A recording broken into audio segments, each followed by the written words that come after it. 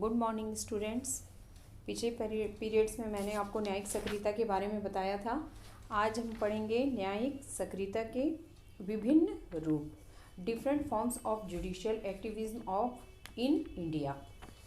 भारत में सर्वोच्च न्यायालय व उच्च न्यायालय द्वारा संविधान की रक्षा, विवादों का निपटारा, नागरिकों के अधिकारों की रक्षा, कानून की व्याख्या आदि दायित्वों का निर्वहन किया जाता है। भारत में न्यायपालिका की जिस भूमिका के संदर्भ में न्यायिक सक्रियता की बात कही जा रही है, उसमें कुछ रूप निम्नवत हैं। फर्स्ट है अधिकारों की विस्तृत व्याख्या।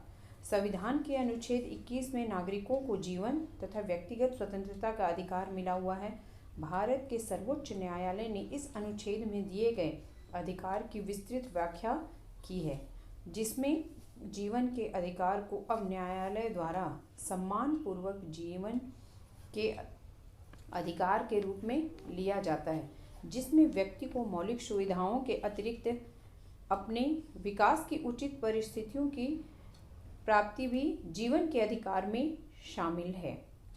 नेक्स्ट है कमजोर वर्गों को सामाजिक न्याय की प्राथमिकता। फिर है नेक्स्ट कमजोर वर्गों को सामाजिक न्याय की प्राथमिकता, ये इस पॉइंट से ही स्पष्ट है। नेक्स्ट है जनहित याचिका की व्यवस्था, जो मैं बता चुकी हूँ। नेक्स्ट कार्यपालिका की स्वविवेकी शक्तियों पर नियंत्रण। संविधान के अंतर्गत कार्यपालिका को कई मामलों में स्वविवेक की शक्तियाँ प्राप्त हैं। ऐसी शक्तियों का प्रयोग प्रशासनिक अधिकारियों द्वारा भी किया जाता है। न्यायालय ने स्वविवेक की शक्तियों के मनमाने प्रयोग पर रोक लगाते हुए यह दृष्टिकोण को अपनाया है कि इन शक्तियों का प्रयोग विवेक सम्मत तरीके से सामान्य हित में किया जाना चाहिए। नेक्स्ट न्यायिक पुनर्विलोकन की शक्ति। न्यायपालिका की न्यायिक पुनर्विलोकन की शक्ति प्राप्त है। इस शक्ति का मूल अर्थ यह है कि सरकार संविधान की रक्षा करते हुए यह सुनिश्चित करे कि व्यवस्थापिका के कानूनों द्वारा अथवा कार्यपालिका के आदेशों द्वारा संविधान का उल्लंघन न हो। लेकिन सर्वोच्च न्यायालय ने अपनी शक्ति का विस्तार करते हुए संसद के संविधान संशोधन की शक्ति पर भी सीमा लगाया है। नेक्स्ट कानून निर्माण के अप्रत्यक्ष भागीदारी। यह एक सर्वमान्य सिद्धांत है कि न्यायपालिका कानूनों की व्याख्या करती है, कानूनों का निर्माण नहीं करती, लेकिन इसमें आंशिक संशोधन करते हुए न्यायालय ने यह मान्यता बना ली कि वह कानून का निर्माण तो नहीं करती, लेकिन व्यवस्थापिका द्वारा पारित कानून के बाह्य ढांचे में रक्त और मांस भरने का कार्य अवश्य करती है। डॉक्टर भगवती प्रसाद के शब्दों में, न्यायाधीश व्यवस्थापिका द्वारा निर्मित कानून की सूखी हड्डियों में रक्त व जीवन का संचार करता है तथा उसे ऐसा जीवित प्राणी बना देता है जो समाज की आवश्यकताओं की पूर्ति में सहायक हो। उन्होंने अपने इसी लेख में यह भी कहा है कि न्यायाधीशों को अपनी कानून निर्णायक भूमिका के लिए शर्म अथवा क्षमा याचना की आवश्यकता नहीं है। नेक्स्ट है कार्यपालिका की निगरानी। यह न्यायपालिका को यह स्पष्ट होने लगा कि कार्यपालिका उसके आदेशों को निष्ठापूर्वक नहीं लागू कर रही है अथवा उसको इस प्रकार से लागू कर रही है कि राजनीतिक दृष्टि से प्रभावशाली व्यक्तियों का बचाव किया जा सके, तो न्यायपालिका द्वारा दिए गए निर्देशों के पालन की निगरानी का कार्य भी शुरू किया। इस संबंध में न्यायपालिका ने सीबीआई के निगरानी में विशेष ध्यान दिया है।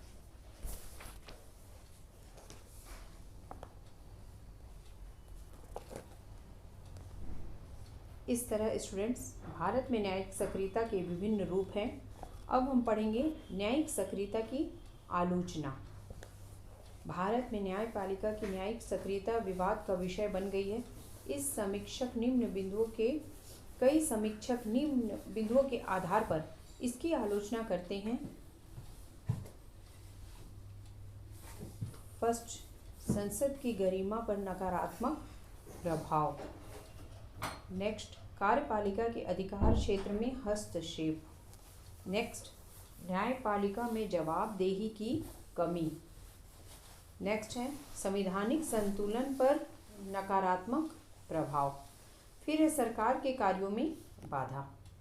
इस तरह निष्कर्ष रूप में हम यह कह सकते हैं कि भारत में न्यायिक सक्रियता की विवेचना के आधार पर यह कहा जा सकता है कि यह न्यायालयों के नए दृष्टिकोण का संकेत है।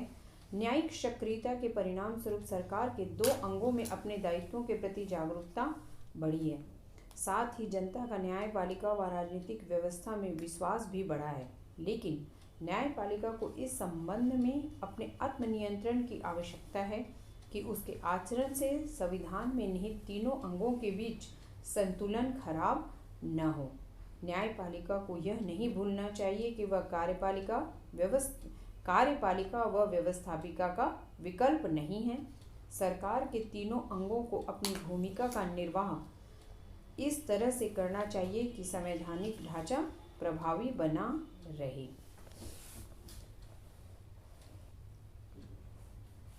न्यायाधीश A.M. अहमदी का मानना है कि यदि न्यायपालिका को अलोकतांत्रिक आचरण की आलोचना से बचना है तथा न्यायिक पुनर्विलोकन की वैधता को सिद्ध करना है तो उसे जनता के बीच अपनी स्वतंत्रता व सत्यनिष्ठा के साथ बनाए रखने के प्रयास करने होंगे।